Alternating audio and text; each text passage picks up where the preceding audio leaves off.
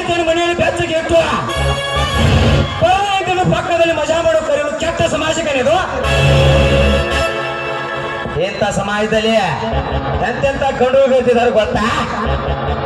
ಸತ್ತಿಲ್ಲದ ತುಳಿಗಾರಿಕೆ ಮಾಡುತ್ತಾ ದೊಡ್ಡ ದೊಡ್ಡ ದನಿಗಳಿಗೆ ಸೆಲವು ಆಸೆ ಮಜಾ ಮಾಡೋ ಹೇಳ್ತಿರಷ್ಟಿಲ್ಲ ನಾವು ಸಮಾಜದಲ್ಲಿ.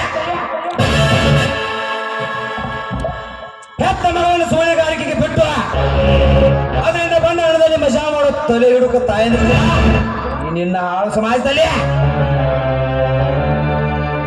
ಕಾಲೇಜ್ ಕೈದಂತೆ ಶಿಕ್ಷೆಗೆ ಹೋಗಿ ಗುರಿಯೊಂದಿಗೆ ಲಾರ್ಜ್ ರೆಸ್ಟೋರೆಂಟ್ ಅಲ್ಲಿ ಬೆಟ್ ಬದಲಿಸಿ ಬರುವ ಕಿಲಾಡಿಯನ್ನು ಗೊತ್ತಿಲ್ಲ ನಿನ್ನ ಕೆಟ್ಟ ಕಲೆಗಳಲ್ಲಿ.